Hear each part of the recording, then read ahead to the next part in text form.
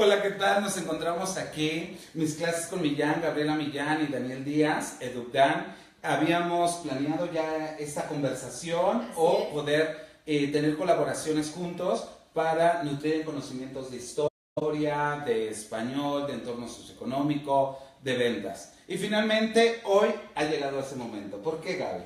Pues porque además estamos en tiempos electorales, ¿no? Es un gusto que podamos estar compartiendo este momento. Es un momento de catarsis. Somos maestros, estamos con la responsabilidad de formar a las nuevas generaciones, pero además somos adultos, ¿no? Somos ciudadanos y nos preocupa mucho lo que está pasando en el país. Nos preocupa, pues al final, el curso de este proceso tan importante que son las elecciones. Entonces, nuestra labor docente también llega hasta allá, ¿no? En efecto, y ha llegado exactamente esta idea en la cual nosotros queremos compartir una visión o analizar un poco de lo que está pasando, sí, y obviamente poder apoyarlos en su toma de decisión como docentes en una responsabilidad social, que no nada más se quede en un aula, sino podemos tener otros medios para poder ayudar en este proceso. Entonces, este trabajo es para ustedes, nos pueden comentar, nos pueden hacer sus preguntas para poder desarrollar eso. Sí, claro. De inicio, pues, ¿qué les podemos decir? Bienvenidos. Bienvenidos. Además es nuestra primera vez. Digo, ya estamos un poco nerviosos. Sí, entiéndanos por favor un poco, pero además creo que sí debemos enmarcar este encuentro pues con una referencia importante. Daniel y yo hemos trabajado juntos muchos años y además somos grandes amigos. Entonces, en estos tiempos electorales las discusiones han estado intensas, ricas, ¿no? Porque además, pues siempre estamos juntos y queremos pues aprender uno del otro, ¿no? Estas catarsis son siempre vitales. No podemos llegar a un proceso electoral sin estar discutiendo lo que está sucediendo en el momento. Y lo último que tuvimos pues fue el debate de los candidatos, ¿no? En efecto. Y a mí me gustaría empezar, ¿qué te pareció el debate, Gabriela, desde tu visión como socióloga, como historiadora? ¿Qué nos dejó? ¿Nos podría ayudar el trabajo que desarrolló Andrés Manuel, Meade y Anaya y todos los que estuvieron presentes? Pues mira, yo creo que para empezar, y como seguramente algunos otros especialistas lo creen, un debate es solo un momento más de esta contienda, ¿no? Es un momento con un formato específico donde evidentemente quien tiene mucho más agilidad en el uso de la palabra, en la construcción de argumentos del momento, pues aparentemente es un ganador. Yo de inicio te comparto, yo no creo que en un debate tenga que haber un ganador. Okay. O sea, me parece que un debate es un momento donde se comparten ideas, se contrapuntean argumentos, y eso no lo vimos. Entonces, primero, no creo que haya un ganador. Dos, no es lo que vimos un debate de ideas. No fue un momento donde meticulosamente se revisaran los presupuestos de la medida de seguridad, donde se revisara, a ver, estás usando, por ejemplo, en el caso de la amnistía, estás usando el término amnistía, ¿desde dónde lo estás entendiendo? Desde el inicio del siglo XX, según lo que han hecho ciertas ONGs, desde Amnistía Internacional, ¿desde dónde, no? Nunca se le preguntó eso a López Obrador. Es decir, estamos hablando como de un formato donde se vendieron los candidatos, hasta con colores, ¿no? Con poses, con uso de palabras que fueran pegajosas. A mí me sorprende mucho que Anaya usara un discurso completamente robado. O sea, sabemos de dónde viene este candidato, sabemos a qué partido pertenece, sabemos que ha aprobado las reformas estructurales que tanto daño le han hecho al país, y se roba el discurso porque desde un supuesto apoyo a los grupos vulnerables, desde una supuesta ética en su vida personal, desde una pues un intachable recorrido en la política, entonces juzga, ¿no?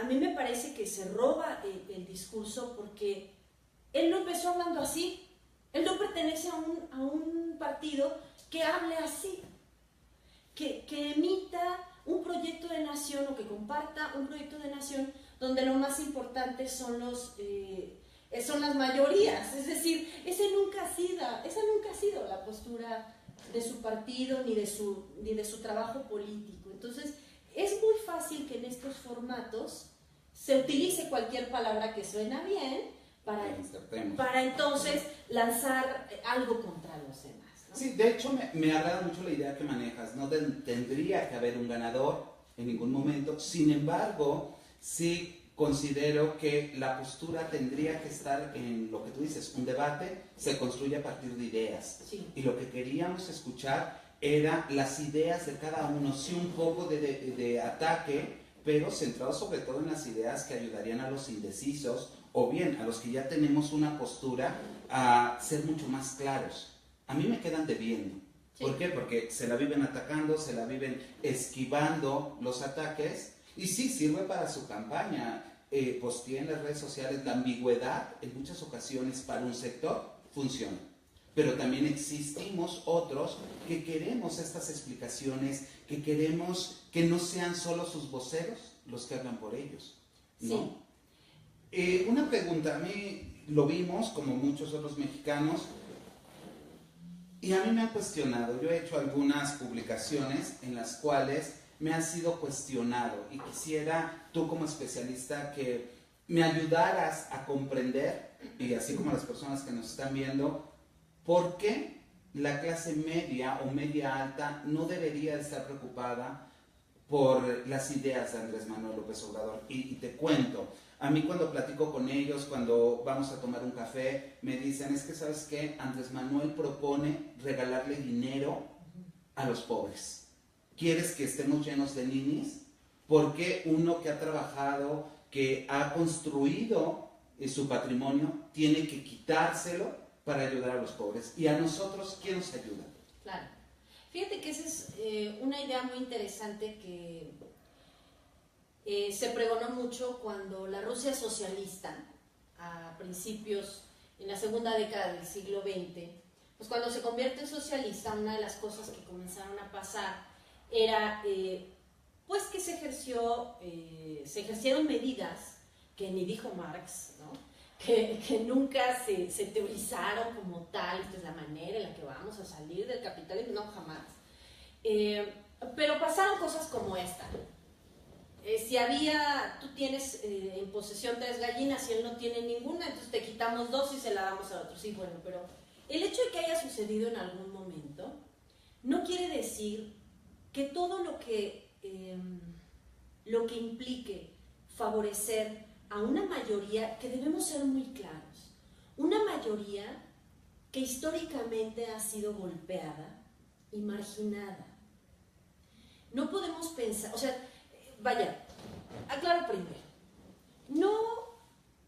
no es cierto que vaya a quitarles a los que tienen para los que no tienen, ni es Robin Hood, ni es un planteamiento que ha hecho, ni tampoco tiene que ver con el esquema de proyecto de nación que ha dicho. Es decir, esta es una interpretación manipulada que yo les diría, y nos diría, ¿no? Porque somos al final un grupo de mexicanos que somos profesionistas, que trabajamos bastante, que podemos tener acceso a una pequeña, mediana o gran inversión. De ninguna manera se ha planteado ese proyecto para nosotros, ¿no? Sí somos un grupo bastante grande y dividido en sectores, por supuesto, pero que no necesariamente vamos a mantener a todo el país, es decir, no te van a quitar de tu cartera, ¿sabes? Está tan mal interpretado. Pero el miedo es cómo va a estar el dinero, ¿de dónde va a salir? Está tan mal interpretado que cuando, por ejemplo, López Obrador dice, todo el equipo, ¿no? Dice, vamos a echar a andar el desarrollo estabilizador. Efectivamente es un modelo que nosotros vimos en el siglo XX a partir de la década de los 40. El desarrollo estabilizador fue potencializar o empoderar a una recién clase media, que el proyecto era impulsarla a que hiciera industria. Es decir, se creó una clase media empresaria. Lo que implica el desarrollo estabilizador a estas alturas es crear una clase media. Estoy hablando de esos emprendedores, ¿no? De las pequeñas y medianas empresas que andan buscando financiamiento en programas de televisión, en fundaciones, con los bancos y concursan, y entonces esa clase es la que se va a ver beneficiada. Y evidentemente se van a producir empleos y las clases mucho más desfavorecidas van a jalar con este proyecto. Lo que no hemos entendido es que la inversión que actualmente existe en el país es una inversión histórica, transnacional y también nacional, pero que pertenece a una élite, que siempre ha sido favorecida en las licitaciones, en los concursos, y que al final ha estado tan cerca de la clase política que, bueno, se han cubierto las espaldas unos a otros en sus contratos, en la toma de decisiones, ¿no? Y que esa élite ha tenido el control de las grandes inversiones en el país, de los grandes proyectos, pero eso no quiere decir que no existan o no existamos una cantidad impresionante de emprendedores y de empresarios mucho más chiquitos que ellos, ¿no?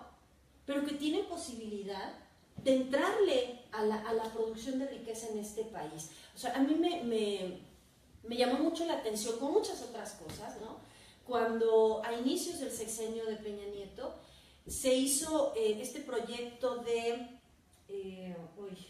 desde la Secretaría de Desarrollo Social, cuando estaba Rosario Robles, se invitó.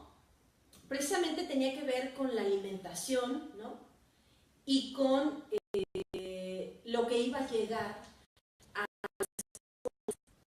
Entonces, todo el mundo esperábamos, o bueno, un sector esperábamos que le llamaran a los productores de amaranto, de miel, de carne, de leche,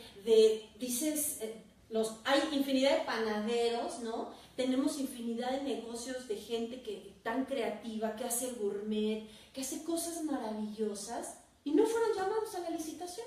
Le entregaron los contratos a Pepsi, a Sabritas, ¿no? Y dices, no solo fue un acto discriminatorio para el resto de una clase que tiene posibilidades y que no fue invitada, sino además una visión, una decisión montada en una ignorancia increíble, porque estábamos hablando de la alimentación de todos.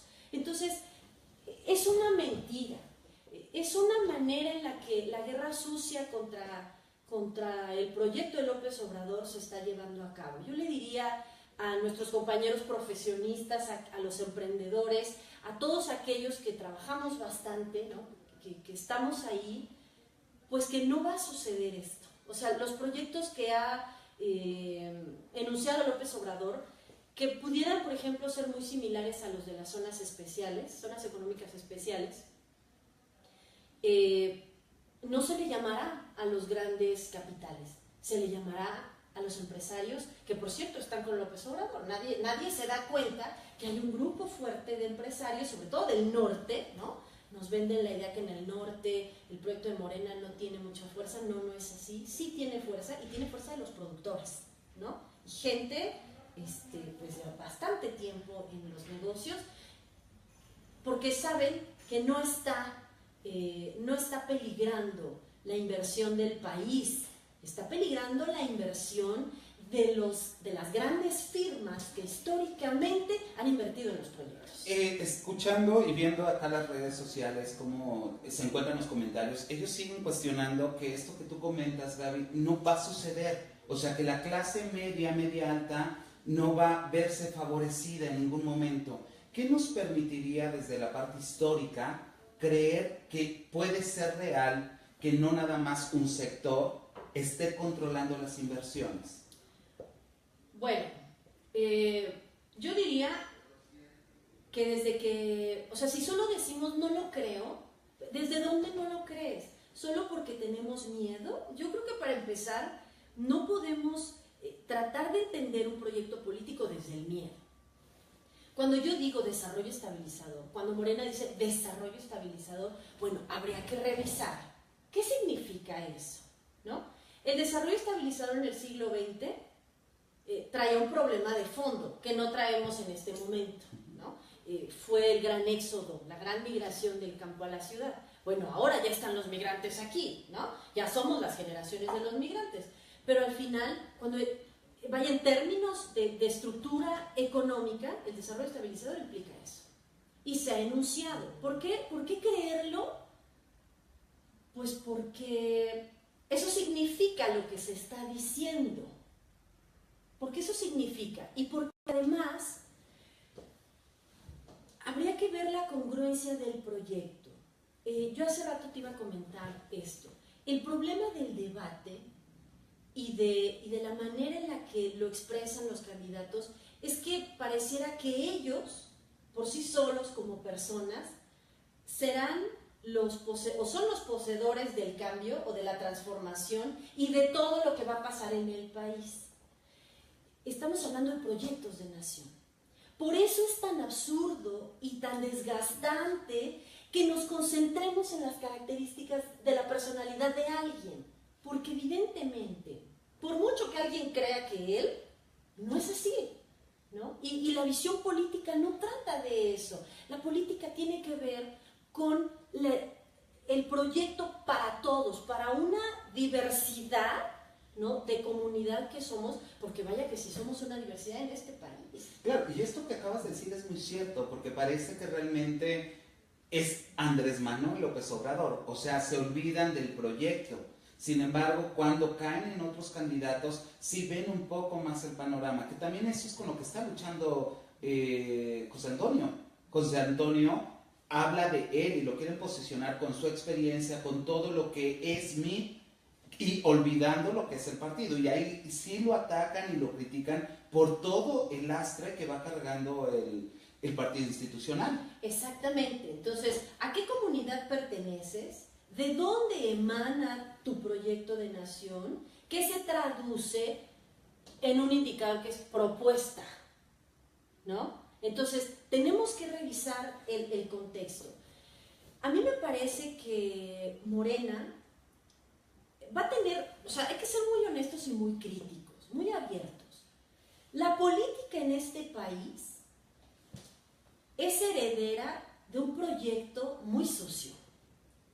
O sea, la política que surge en el siglo XX y que hoy tenemos estructurada en partidos políticos y en instituciones, es una política que no es lo ideal, ¿eh? O sea, tenemos que revisar muy bien cómo surge el partido oficial y que de ahí aprendieron a hacer política el PAN, el PRD en los 80s, ¿no?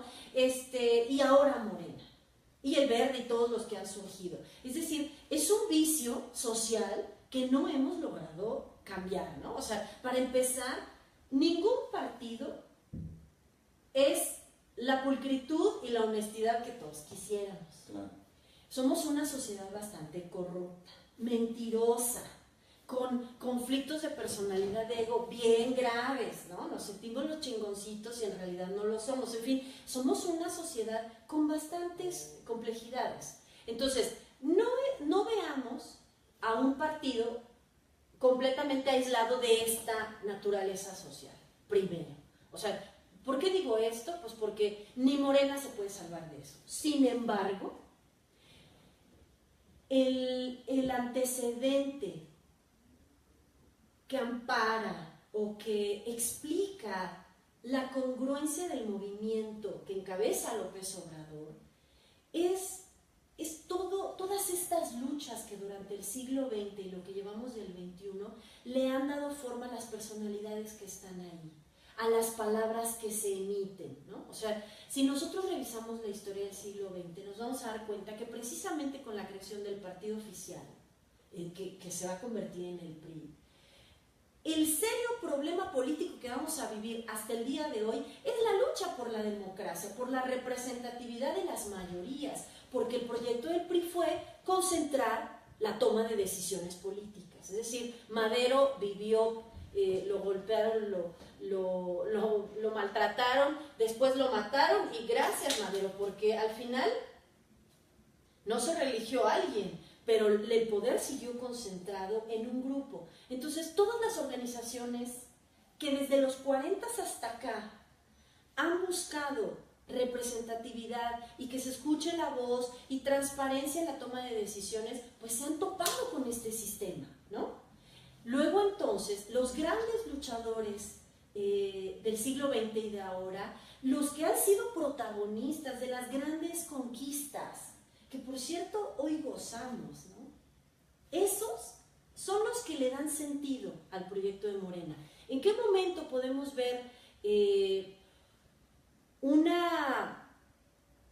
empuje importante en esta lucha por la democracia? En el 68, cuando los conflictos laborales y los conflictos de representatividad en todos los grupos, sobre todo sindicatos, asociaciones campesinas, van a unirse a un movimiento estudiantil y estalla. A partir del 68, entonces aparecen estas personalidades. O sea, por ejemplo, si en el 68 no existiera un periódico como La Jornada, o la revista Proceso, o la UAM, o el Colegio de Bachilleres, ¿no?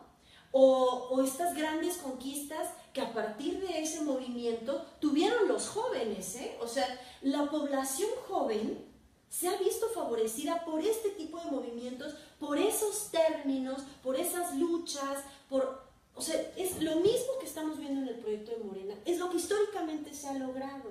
Y hoy nosotros somos beneficiarios de eso.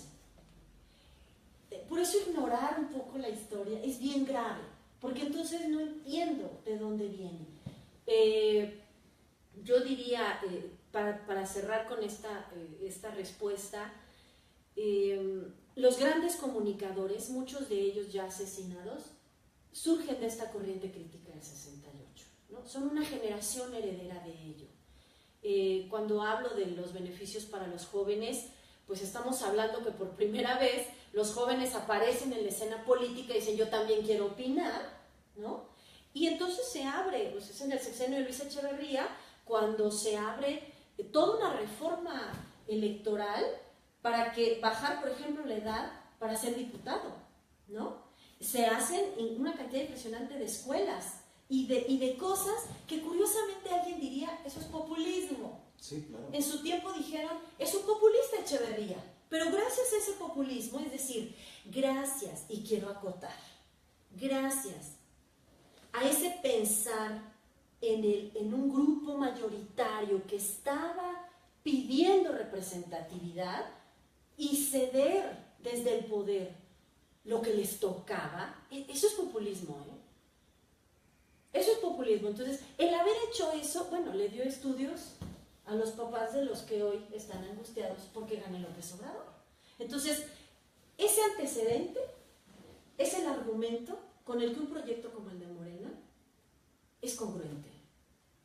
Sí, porque muchas de las críticas, que ahora me queda muchísimo más claro, porque se ha cuestionado a Andrés Manuel López Obrador, que ha militado en el PRI, que después estuvo en el PRD, de hecho fue fundador, ahora está en Morena, y entonces cualquiera diría, es que es incongruente lo que mencionas, porque has ido de partido. Sin embargo, en esto que tú mencionas, estar buscando realmente la transformación en un plan que crees que luego van quedando cortos los ideales o se caen a la corrupción, ¿no? Exactamente, y ahí me hubiera encantado que se hubiera abierto en el debate un espacio para las redes, casi como el WhatsApp que dice el Bronco, ¿no? Que dijo el Bronco, pero responderle a Anaya, ¿no? A ver, en el fraude del 88, el PRI, previo a que se estableciera que el candidato del partido iba a ser Carlos Salinas, o sea, el partido hace una elección interna.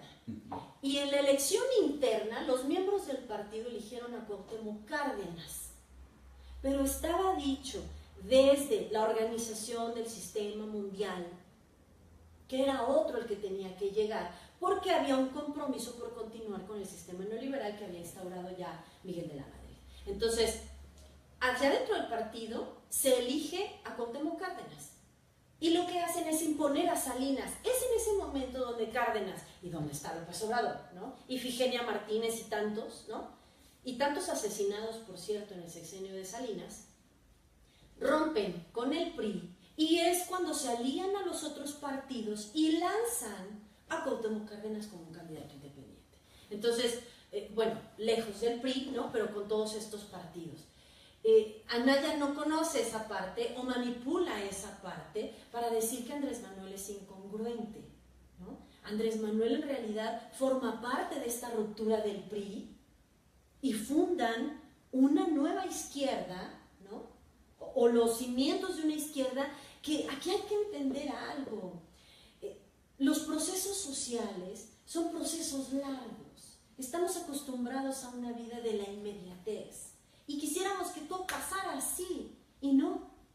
Los grandes procesos históricos implican movimiento de gente, implica transformación de instituciones, implica tantos cambios en un tiempo.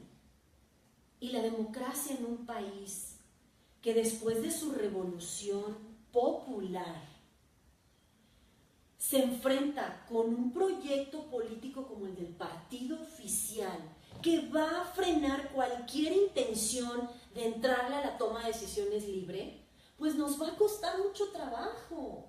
O sea, el 68 fue un empuje porque los mataron. Y de ahí son todos los intentos, ¿no? Le buscan por aquí, por allá, en los sindicatos, en tantos lugares que tan solo. ¿Por qué digo esto? Porque el PRD en su momento, por ejemplo, fue una opción de esa izquierda que buscaba otra cosa. El PRD al final pasó su tiempo, tan pasó su tiempo que ahora se alinea, ¿no?, con un partido de derecha que siempre estuvo de acuerdo con el sistema, y bueno, le toca el relevo a otro, sí, Miriam, que es Moreno. Pero me surge esta duda, si finalmente, y lo han estado preguntando, si lleva una línea, llevamos una visión de país, con un proyecto de país muy claro, muy neoliberal, el que ganara, pongamos en este momento, si ganara Andrés Manuel López Obrador, asustaría las inversiones. Escuchamos a grandes personalidades, críticos, economistas diciendo que sí se asustarían las inversiones. Sé que hace un momento comentabas que se dará oportunidad a la clase media, a la clase alta que tiene empresas y que serían los favorecidos. Sin embargo, ¿qué pasa con los extranjeros? Si cancela el aeropuerto o cancela la reforma, ¿no estaría afectando en un grado de inestabilidad por no hacer una continuidad en el plan económico que llevamos? Por supuesto. O sea, por supuesto que un cambio del modelo o ciertas modificaciones del modelo van a implicar movimiento de cosas. Si a eso le queremos llamar mega inestabilidad, nos vamos a espantar y sí, entonces pues es un panorama terrible y vamos a caer en una ansiedad, de verdad, como por salud de cada quien. Yo les pediría calma para que entendamos primero. Evidentemente, negarle la inversión a una transnacional o a una firma, ¿no?, que ha estado favorecida por más de 3 décadas o una, ¿no?, con estos proyectos, sí, claro que no va a ser sencillo ni para la firma ni para todos los intereses creados alrededor de la firma, ¿no? Pero yo les diría, para empezar, no nos espantemos los del medio porque no somos esa firma. Sí trabajamos, tal vez algunos trabajan ahí, posiblemente si se va una, o sea, imagínate que se fuera Walmart, ¿no? ¿Cuántos desempleados? Sin embargo, creo que ni siquiera Walmart está tocada ahí. Mira, no le gusta a la gente pensar que los cambios van a traer inestabilidad porque nos da miedo. Pero, por ejemplo, cuando cambiamos del Estado benefactor al neoliberalismo, que fue en el 82, debimos haber dicho, no, ¿por qué se van a vender todas las empresas que son del país? Nos vamos a quedar sin empleo. Y lo hicieron, y no les importó, y hubo mucho desempleo, y cambiamos a un modelo peor, que es el que hoy están defendiendo. Sí, fíjate que en eso que comentas, lo platicaba en una charla de un café con una gran amiga que me decía, es que nos vamos a quedar sin empleo. Dije, mira, partamos desde, no conozco de política, no sé de economía, soy cualquier persona que vive al día. Estas reformas prometieron, porque no nada más hay que criticarlo, prometieron que bajaba el gas, exacto, que bajaban los combustibles. Y le digo, yo tengo que cambiar de carro porque es costosa la gasolina, no puedo traer una camioneta, porque hay que economizar. Y día a día dijeron, en el momento que vengan otra, que no sea Pemex, vamos a tener un combustible más barato. Y no es cierto. Y no, todos los días. Estamos a 18.60, 18.10, pero hoy estaba la premium arriba de los 19.70. Entonces decimos, ¿dónde está el ahorro? Exacto. Si vemos nuestro recibo de luz, hay un incremento. Si lo checamos con el año pasado, hay un incremento y ya tiene un tiempo. Como tú decías, no queremos inmediatez, pero debe de verse reflejado en nuestros bolsillos. Claro. Ahora, cuando fue el cambio del Estado benefactor al neoliberalismo, evidentemente a los grandes inversiones no les importó descobijar al país, que es lo que ha pasado incluso en otros países, ¿no? En Argentina. Se dieron cuenta, bueno, políticamente se le pusieron límites a las transnacionales, entonces decidieron largarse, ¿eh? Así de, me voy y no hay problema, y que se queden sin trabajo, y desmantelo el ciclo económico, lo desmantelo. Pero no estamos en esa posición, porque el cambio no es radical. O sea, no pensemos que se va a modificar a un sistema en el que dejemos de vender hacia el exterior, solo a un miserable que nada en dinero como las grandes firmas les importa un comino desmantelar la economía de un país. Ahora me parece que hay una estructura que funciona y que difícilmente sería descobijada. Es decir, si no hay esto, hay esto. Uh-huh. Si ya no vamos a producir esto, vamos a producir lo otro. Entonces, la volatilidad en el empleo creo que ya la vivimos. Efectivamente, el caso de la gasolina es uno y nos pueden salir miles, como de verdad podrá haber más inestabilidad. No estamos hablando de inicios del siglo XX. No somos un país en condiciones en las que nos van a descobijar de esa forma. Hemos visto cómo en otras naciones se le mide o se le pone ciertos límites a las grandes firmas porque se favorece otra cosa para que la población esté bien, ¿no? Evidentemente el caso de Venezuela es complicado verlo, pero el caso de Bolivia, ¿no?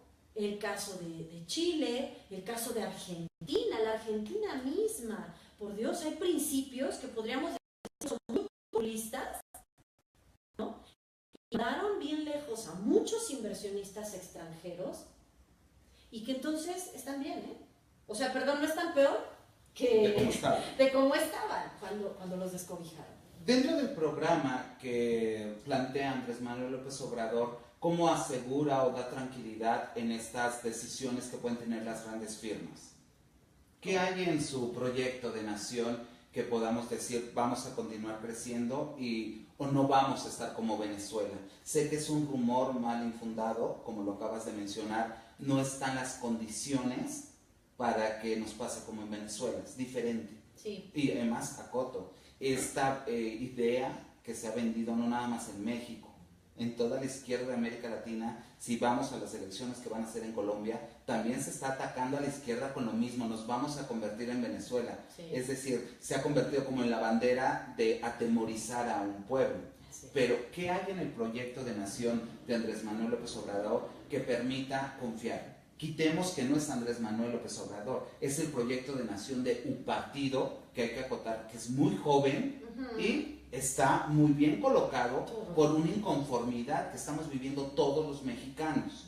Porque aún, desde mi pensamiento, hasta los que están, que tienen empresas, han visto también caídas un poco las ventas. El año pasado, y tú lo sabes, Millán, que doy clases en la Universidad de Ventas, y les preguntaba cómo estaban viendo antes del sismo y después del sismo, y fue el peor año. Sí. Han despedido personas porque se han perdido empleos, y no nada más por el sismo, ya se venía acarreando una baja en ventas. ¿Qué hay en el proyecto de nación de Morena? Para empezar, creo que hay el equipo que lo conforma es un equipo de ciudadanos, o sea, y gente como muy diversa, ¿no?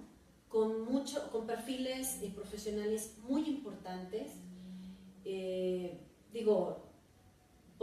Se puede generar mucho debate, ¿no? Pero el caso de Sheinbaum, el hecho de que sea una académica, ya te da otra visión de la vida. Y para empezar, te puede dar una visión de la importancia de la ley, ¿no?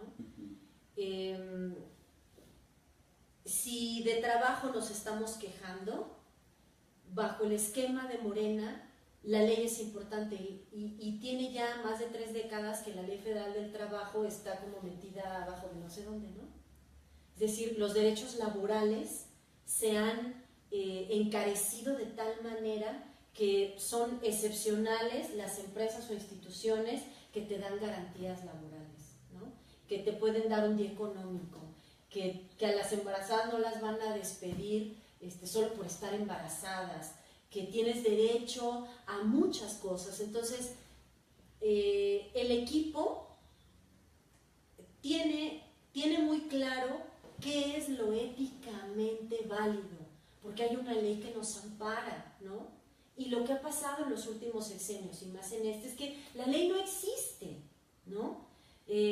Luego entonces, si revisamos la ley, nos vamos a dar cuenta que hay una cantidad impresionante de garantías y de derechos que podrían ser respetados. Y que ahí estaría a lo mejor marcado este mensaje que repite, desde mi perspectiva, que no explica, que no le dice a las personas esto, que queremos la esperanza de México. La esperanza no es que va a caer del cielo el aire de la guadalupana, sino que realmente es amparar bajo la ley todas estas normas, que haya claridad en la aplicación de la regla. Exactamente. O sea, la esperanza no es un concepto, más bien es el concepto, pero no de la parte simplista, sino en la profundidad de ser coherente con lo que se ha trabajado desde todas las reformas en la ley. Exactamente. El mismo nombre de Morena, Movimiento de Regeneración Nacional. Y regeneración nos regresa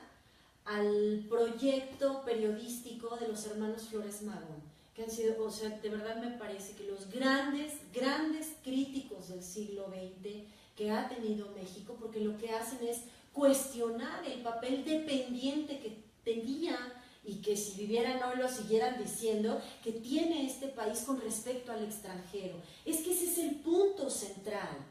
Tenemos leyes, tenemos garantías conquistadas por los ciudadanos, tenemos ejemplos, tenemos riqueza, ¿no? en la capacidad de los mexicanos, que ahí está, pero que han sido marginadas por la ambición de un grupo.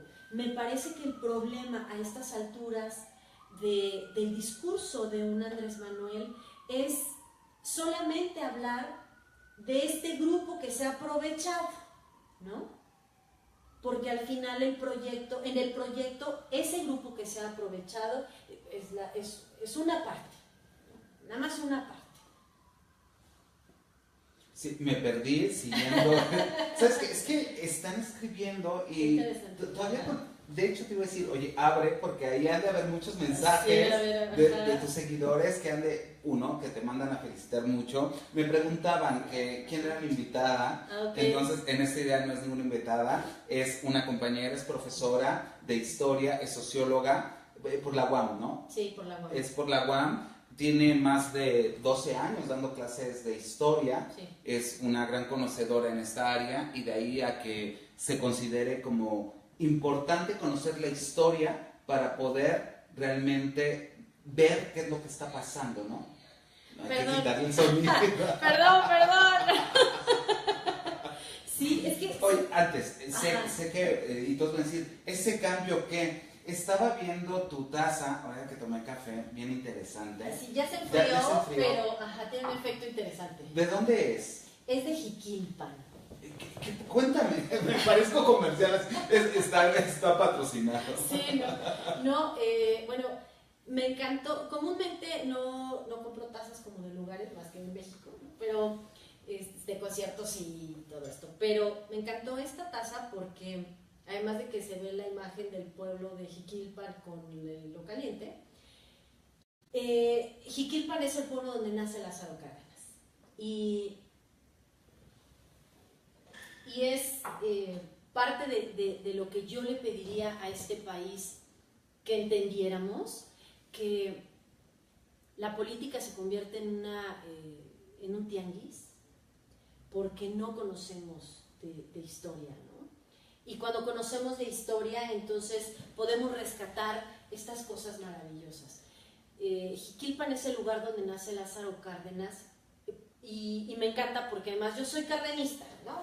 Me parece que el proyecto de Cárdenas fue un intento o un proyecto de rescate para un México rural que a inicios del siglo XX pues estaba así, después de una revolución popular, y que quedó al final a la voluntad de este grupo sonorense que toma el poder, donde está Álvaro Obregón, donde está Plutarco Elías Calles, que son los autores intelectuales del partido oficial, ¿no? Y Cárdenas forma parte de este grupo y emprende un proyecto que es muy conocido como política de masas. ¿Qué implica ese proyecto? Ahora le hubieran dicho es un populista, ¿no? Porque como política de masas, pero pues sí, posiblemente, pero lo que hizo fue reivindicar los derechos que estaban escritos en la Constitución del 17, que había sido una conquista y un logro maravilloso de una revuelta popular. Vaya, lo que tenemos que entender aquí es que cuando citamos la historia, no es que sea solo un anhelo, citamos la historia porque se trata de vidas humanas. La historia es la construcción de las personas, ¿no? De sus significados en el momento y que deciden entonces ir a perder la vida por eso que es tan importante. Entonces la historia es una construcción de todos, por eso no la podemos olvidar. Y hoy por eso este pueblo y este país, pues, este pueblo mexicano hace un mercado de elecciones y se fija en personalidades y en nimiedades de estas personas, porque no comprenden que lo que está en el fondo es el proyecto de todos y que ha sido una construcción, o sea que sí, claro, le debemos a todos aquellos que trabajaron desde décadas y siglos anteriores, ¿no? Es un asunto de comunidad, no de individuos. Entonces, yo por eso, de verdad, Jiquilpan, Cárdenas, todas aquellas iniciativas no están lejos de mi pensamiento cuando escucho un debate, no están lejos cuando leo una nota periodística, porque entonces tenemos que aprender. Mira, a veces decimos, es que tienes que analizar, pero si no me sé la historia, porque también es un problema con el que hemos andado, o sea, yo no los culpo, de verdad. Todos nos dormimos en la clase de historia un día, de hueva, ¿no? Creo que soy la excepción, no sé, bueno, que me digan mis alumnos si se han dormido en mi clase. No, pero... no creo. Yo siempre hago un poco de promoción. Termino la idea. Pero si a todos nos ha dado hueva la historia, entonces no crecimos y nos convertimos en adultos sin esos elementos. Nos ha descobijado, ¿no? La escuela, en fin, muchas fallas que ha tenido también este país, y ahora nos enfrentamos a un proceso en el que no tenemos elementos para poder pensar, disminuir la angustia, confiar, formar posturas claras y dejar de repetir sobre todo a lo que están diciendo en la televisión y varias redes, ¿no? Más bien las redes, ya no es tiempo de la televisión. Pero, pues por eso creo que a mí me encanta todo el tiempo argumentar algo desde la historia, porque así se construye todo. En esta parte de la inmediatez que hablas de no conozco la historia, partimos, no conozco la historia, ¿por qué confiar? Directo. ¿Qué es lo que cuestiona? ¿Por qué voy a confiar en lo que propone Andrés Manuel López Obrador si no conozco la historia? Porque desde tu perspectiva, el análisis, tienes todo este contexto, cardenistas, momentos en el cual se justifica estos cambios de partido de Andrés Manuel López Obrador. Pero yo, ¿por qué tendría que confiar? Soy un joven que por primera vez voy a votar, que me han vendido la idea, me va a convertir en Venezuela, que me han vendido la idea como clase media, media alta, voy a perder mi dinero, que se pongan a trabajar. ¿Quieres, Daniel, un mundo lleno de ninis? ¿Por qué tendría que confiar en Morena? Quitemos el nombre de Andrés Manuel López Obrador porque va más allá. Es un movimiento de regeneración. ¿Por qué confiar? Solo por hay que dar la oportunidad, porque también se escucha eso. Sí, claro. Ya le dimos la oportunidad al PRI, ya le dimos la oportunidad al PAN, ahora hay que darle la oportunidad a otro. Y además llega al extremo. Pues si ya nos robaron, que nos robe otro, al menos para ver cómo nos va. Pero vamos a eso. Muchos de los taxistas, muchas personas no conocen esto que tú mencionas de historia. ¿Por qué tendrían que confiar? Pues porque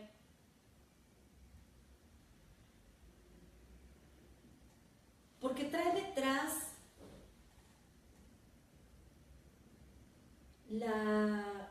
el anhelo de muchos que hemos sido luchadores sociales, porque en su equipo están esos luchadores sociales, porque no se está hablando desde el vacío, se está hablando desde una experiencia de lucha que hoy tiene la posibilidad de llegar a la presidencia un proyecto como este. Es decir, porque no son, vaya, quien conforma el partido, a pesar de que tenemos a muchos personajes de la élite y muchos personajes de dudosa procedencia y perfil, en su mayoría estamos hablando de ciudadanos que no han tenido la posibilidad de tomar decisiones. Efectivamente ha gobernado una élite, ha gobernado otra élite, después se han juntado. Hoy es un proyecto de la mayoría. Hay que confiar en la sabiduría también de un pueblo que no solo ha padecido, que no somos un grupo de mártires, sino que somos un grupo de personas que queremos que la vida se transforme, porque no ha sucedido en las décadas pasadas. Es decir, sí un poco darle la oportunidad, pero no es Andrés Manuel, es a la sabiduría de la mayoría, ¿no?, que está pidiendo exactamente lo mismo y que ha sido marginada de cantidad de beneficios y de garantías todo este tiempo. ¿Por qué confiar? Porque tenemos derecho de formar parte de esa decisión. ¿Por qué tiene que seguir decidiendo el mismo grupo? ¿Por qué no podemos decidirlo nosotros ahora? Claro, porque tu respuesta me sigue pareciendo un poco ambigua. Ajá. O sea, sí tengo que decir, pues porque hay que darle oportunidad a las mayorías. Sí. Y podría decir, se equivocan. También las mayorías se pueden equivocar. Sí, porque... Sí, sin embargo, si tomo como base lo que he leído en las columnas que se han hecho de los 5 candidatos después del debate, yo sigo en la misma. Tendría que entonces que confiar en todo. Porque entonces tendría que confiar en mí, en que sí va a ser honesto. No porque cuando yo hablo de que hay una élite que ha tomado las decisiones, es la élite que forma parte del PRI y del PAN. O sea, ellos han tomado las decisiones siempre. ¿Quiénes pueden estar alrededor del PRI? Bueno, quien directamente se ve beneficiado por un proyecto priista. O sea, mi papá siempre ha estado en el PRI, entonces, porque tenga trabajo, yo sigo votando por él. Le sigo dando el poder a quien me da de comer. Es una necesidad muy precaria, ¿no? Por hambre. Okay. La élite del PAN, pues, es lo mismo, ¿no? Al final se han visto beneficiados. Los independientes, completamente tramposos, deshonestos, no hay posibilidad. ¿Qué representa Andrés Manuel? Andrés Manuel representa a un sector mayoritario de la sociedad.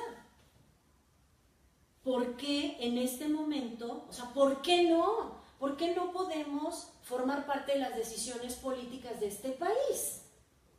Una. Dos, porque hay congruencia en lo que está diciendo. La manera de desprestigiarlo son ocurrencias. ¿Cómo te atreves? ¿No? Hoy, ¿qué se te ocurrió? No. Es congruente porque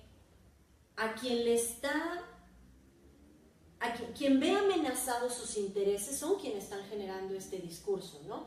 Que si el aeropuerto, pues porque habría que revisar quiénes van a ser los no beneficiados, ¿no? Si el aeropuerto actual se va a construir, dice Slim, ¿no? Unidades habitacionales, plazas, bancos, escuelas. Ok, ¿cuántas personas de esta ciudad o del país van a poder acceder a esos departamentos? Hay una cantidad increíble que desconocemos de mexicanos que no conocen un cajero automático, ¿eh? No sé si te creo. Es increíble.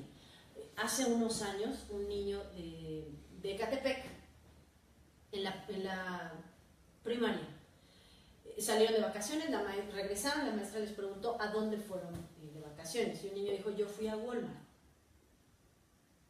Esas fueron sus vacaciones. Entonces, ¿por qué creerle a este proyecto de Andrés Manuel? Porque hay una mayoría de mexicanos que no tiene siquiera la mitad de beneficios que tú, yo y los que nos están escuchando tienen. Y es una cuestión de ética. O sea, aquí no es darles de comer a los hambrientos y repartir dinero. Es una cuestión de escrúpulos. La política está hecha para gobernar los recursos y los intereses de un pueblo. Eso es hacer política.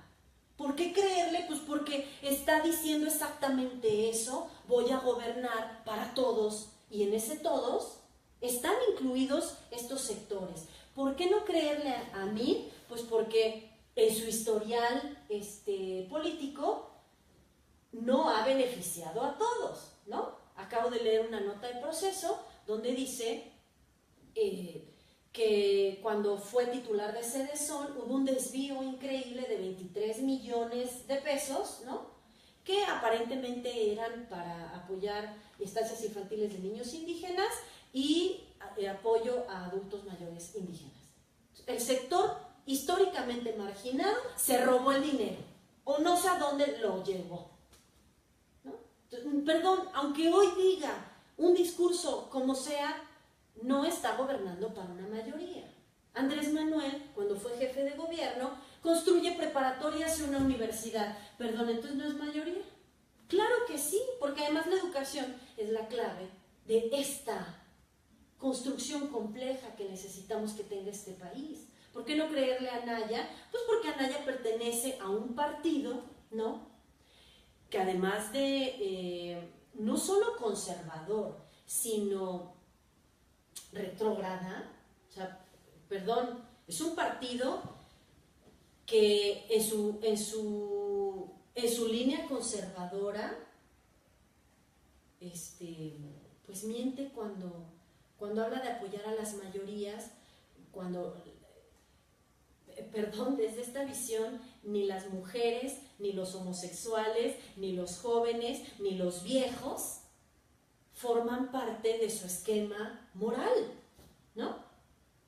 Entonces no va a gobernar para las mayorías, no está haciendo política. Lo que hace el PAN, y lo vimos con los sexenios de Fox y de Calderón, pues es un ejercicio empresarial en el que ellos se posicionan como empresarios, ven al país como una fábrica de Coca-Colas, ¿no? Y entonces hay que beneficiar a las que el código de calidad diga que sí y otros no. Es decir, no puedo concebir las palabras que pueden sonar muy bonitas en un debate, si la realidad ha demostrado que no son ciertas. El hecho de que Andrés Manuel tenga o no 2 departamentos no pone en entredicho el proyecto de un equipo de luchadores sociales que están ahí, sí al lado de personalidades complicadas, pero que están ahí. Millán. Perdón, último. Yo no creo que se tenga que tratar de algo de creer. ¿A quién le creo? Es que es un ejercicio de análisis individual. Y si podemos contribuir a dar elementos para el análisis, qué bueno, porque eso es la política. Eso implica la participación política, ¿no? Sí, a mí me llama mucho la atención sobre todo esto que tú comentas y que va a ser muy criticado por algunos que nos están viendo. Si ustedes han mostrado como una línea pro AMLO, ¿por qué tendría que creerles? Pero en esto que acabas de mencionar, sí es un análisis individual, pero me parece esta visión que marcas, Millán, muy clara. Hay que gobernar para la mayoría y el beneficio para todos. Así es. No nada más para un sector.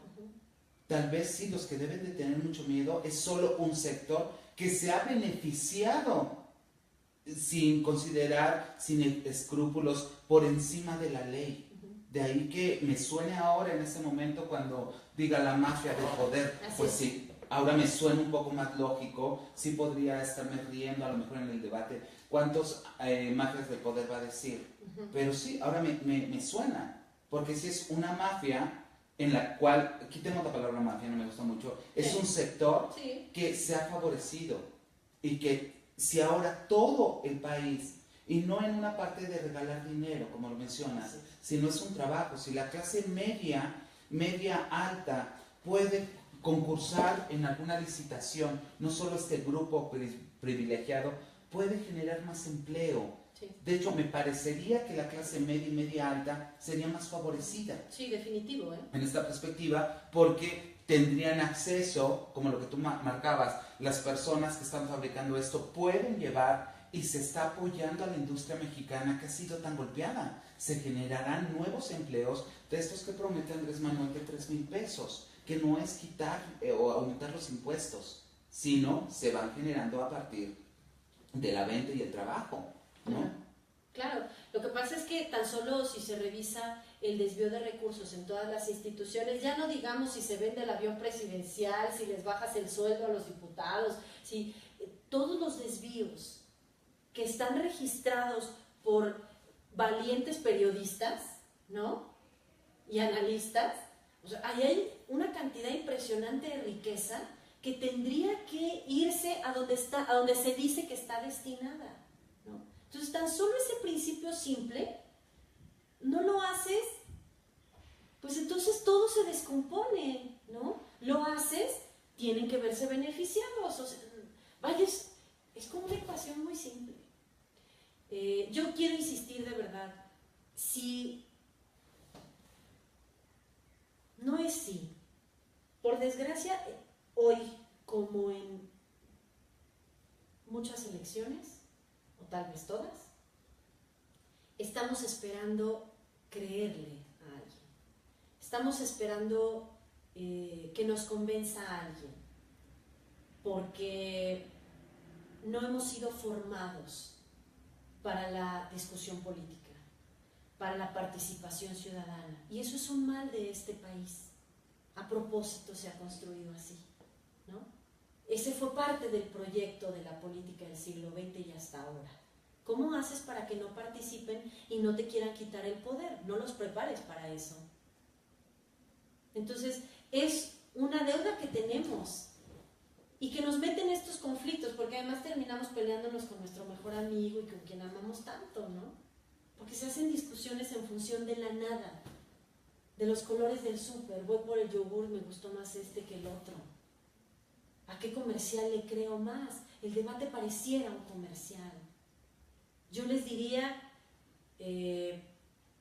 a lo mejor tienen interés en cómo ir comprendiendo todo esto. Tenemos todavía días, manden sobre qué hablamos y platicamos en capsulitas, ¿no? Y citamos fuentes, les ahorramos la chamba, pues somos maestros, ¿no? Sí. Les ahorramos la chamba como de leer y claro, no se trata de que me creas, se trata de acercarte un poco al conocimiento que necesitamos tener para poder entender qué está diciendo uno y qué está diciendo el otro. Claro, porque en muchas ocasiones lo que pasa, Millán, es que ya estás con una idea, ya no escuchas, estás bloqueando.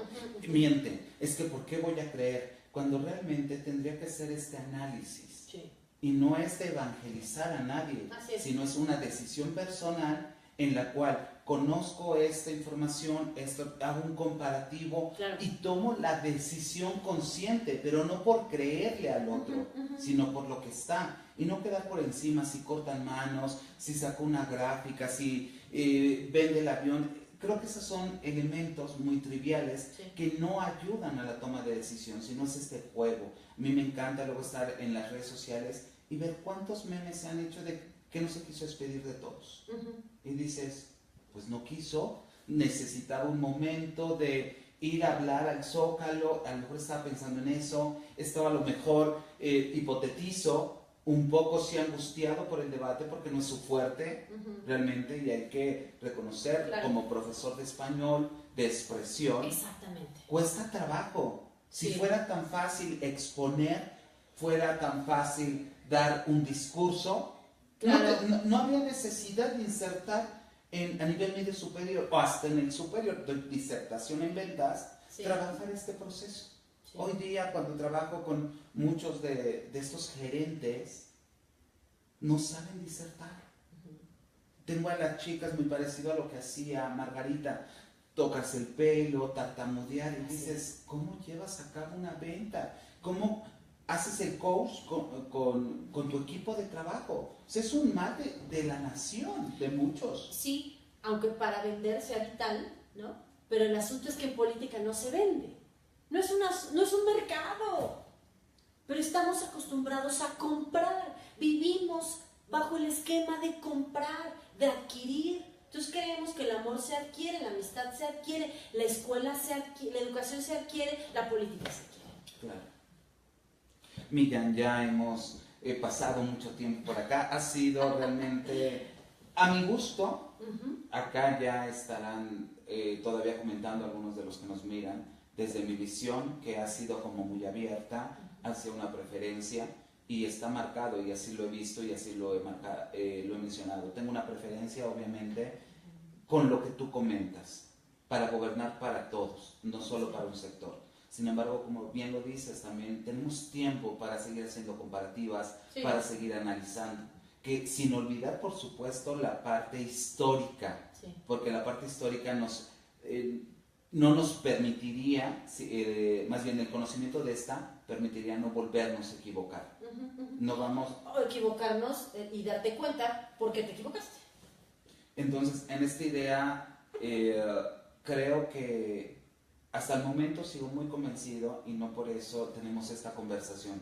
Tenemos esta conversación para informar un poco, como sí, nuestra labor como docentes. Así es. Porque más allá de tener una preferencia, creo que nos conocemos, nosotros, algunos de nuestros alumnos nos conocen, somos críticos, nos gusta escuchar al otro.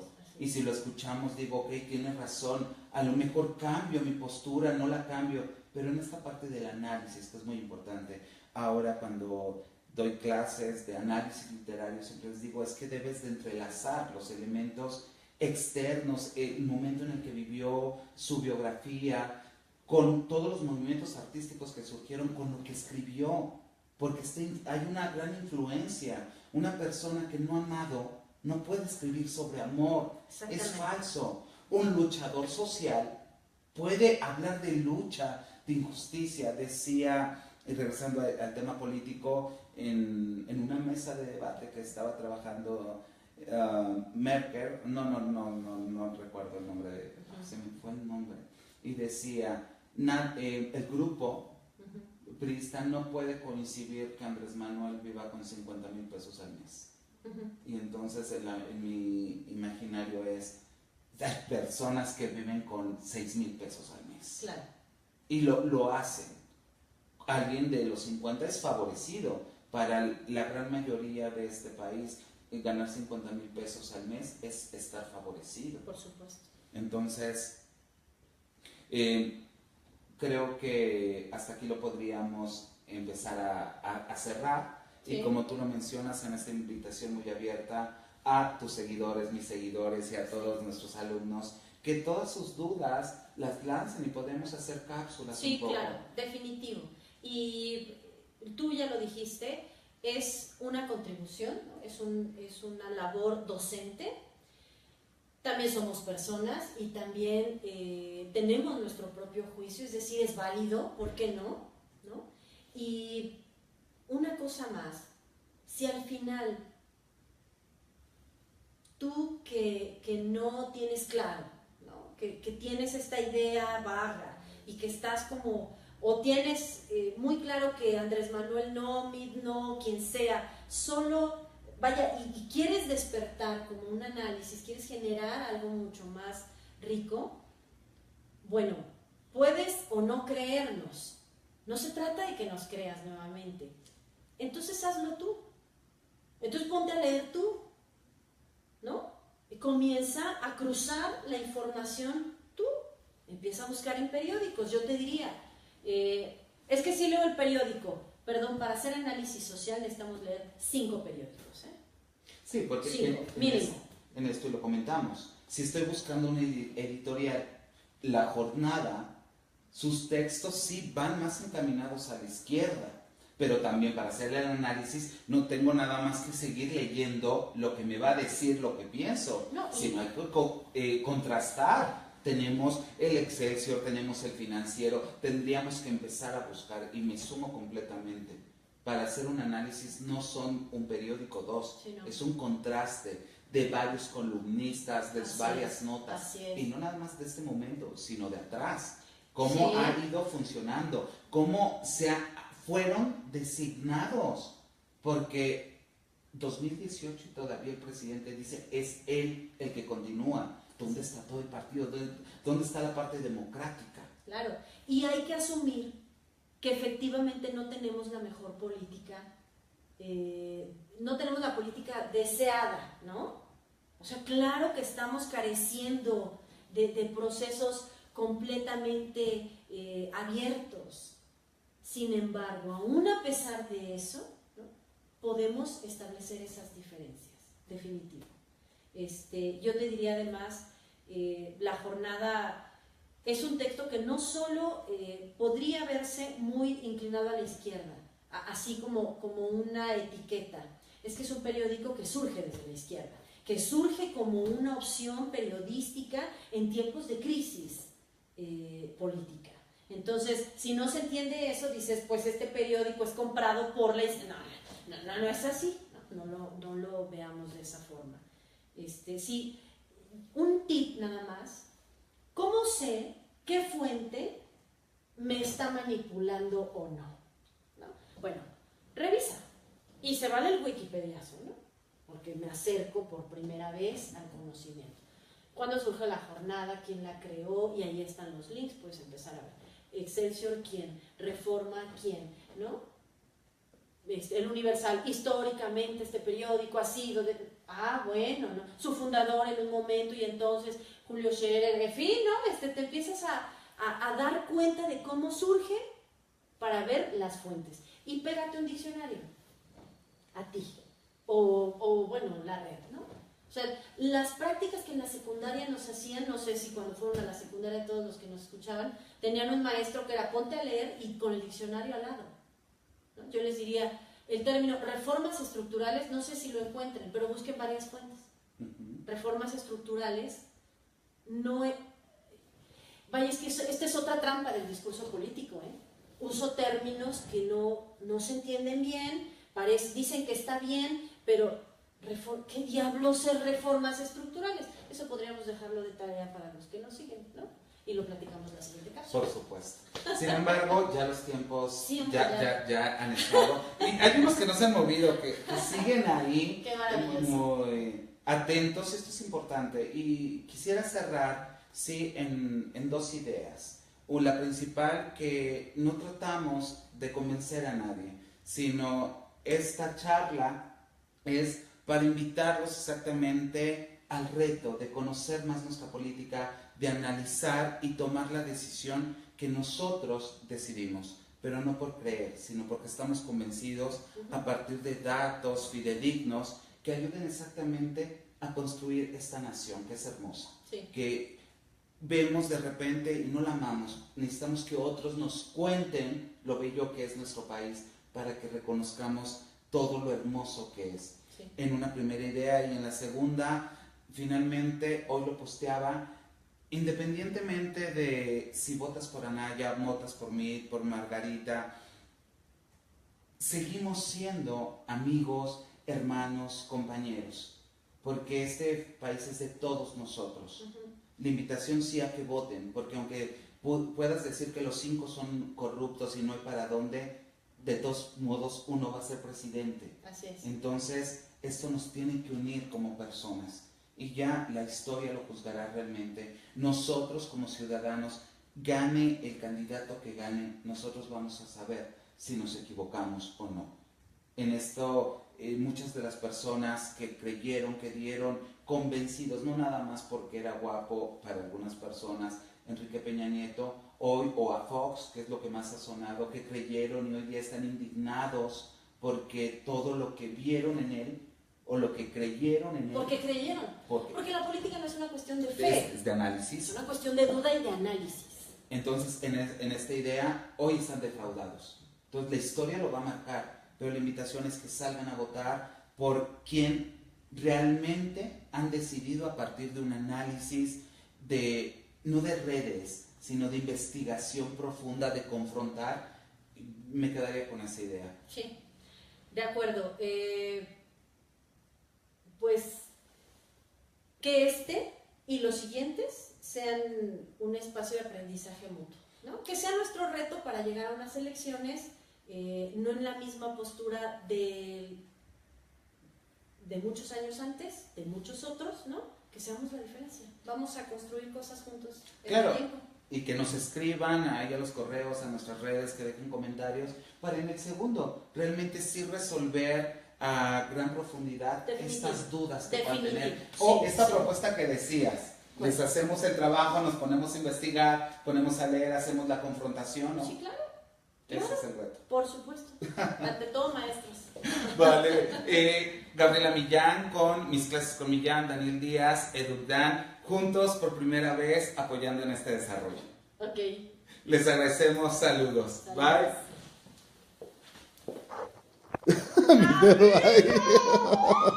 No, Oye, no.